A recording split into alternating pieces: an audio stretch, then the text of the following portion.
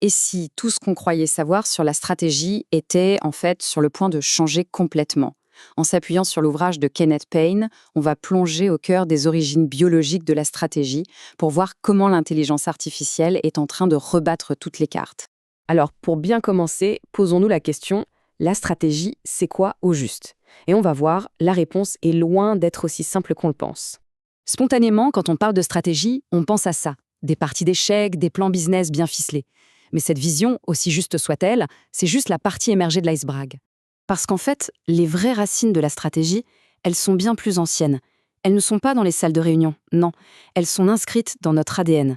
C'est un héritage direct de notre évolution. Et l'auteur part de cette définition, très brute, très essentielle. C'est elle qui va nous servir de fil rouge. Elle permet de faire le lien entre tout. De la lance préhistorique jusqu'au drone autonome d'aujourd'hui, le principe reste le même, utiliser la violence de façon réfléchie pour arriver à des fins politiques. Donc, pour vraiment comprendre la stratégie, il faut aller à la source. Et la source, eh bien, c'est notre propre esprit. Il faut bien réaliser que nos peurs, nos alliances, nos a priori, tout notre bagage biologique a pesé sur chaque bataille, chaque accord de paix. La stratégie, ce n'est pas juste de la logique pure, c'est d'abord et avant tout une affaire de psychologie. Alors, c'est quoi le grand tournant dans notre évolution stratégique? C'est le développement de ce que les psychologues appellent la théorie de l'esprit, c'est-à-dire notre capacité à imaginer ce que les autres pensent. Et c'est là que se trouve notre avantage décisif.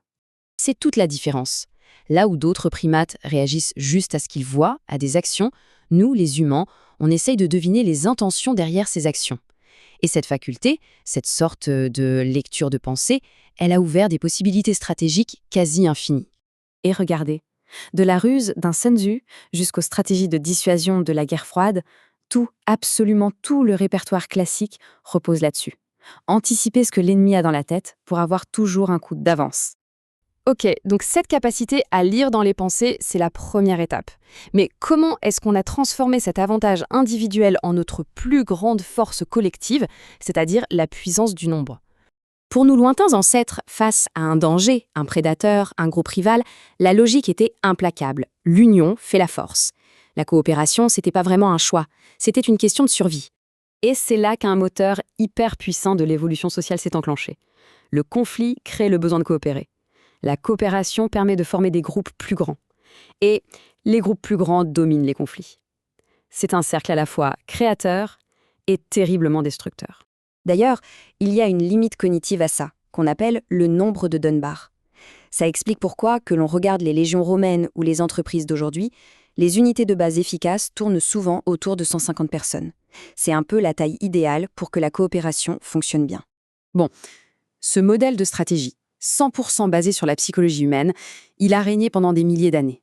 Mais aujourd'hui, une force totalement nouvelle est en train d'arriver et elle s'apprête à tout remettre en question.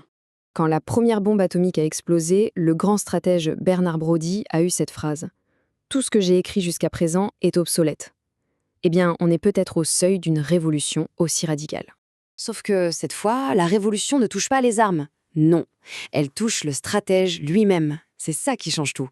Pour la toute première fois de notre histoire, l'esprit qui pense la guerre pourrait ne plus être humain. Il faut bien mesurer ce que ça signifie. C'est une rupture totale, radicale, avec des millénaires de conflits qui ont été façonnés par nos émotions, nos instincts.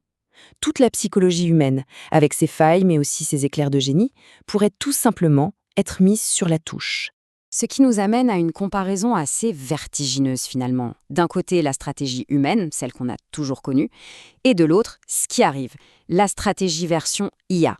La stratégie humaine, on la connaît bien. C'est un cocktail complexe d'émotions, d'intuition, de biais cognitifs. Elle peut être brillante, créative, mais aussi totalement imprévisible et parfois irrationnelle. Bref, elle est à notre image. À l'opposé, la stratégie de l'IA, c'est tout autre chose.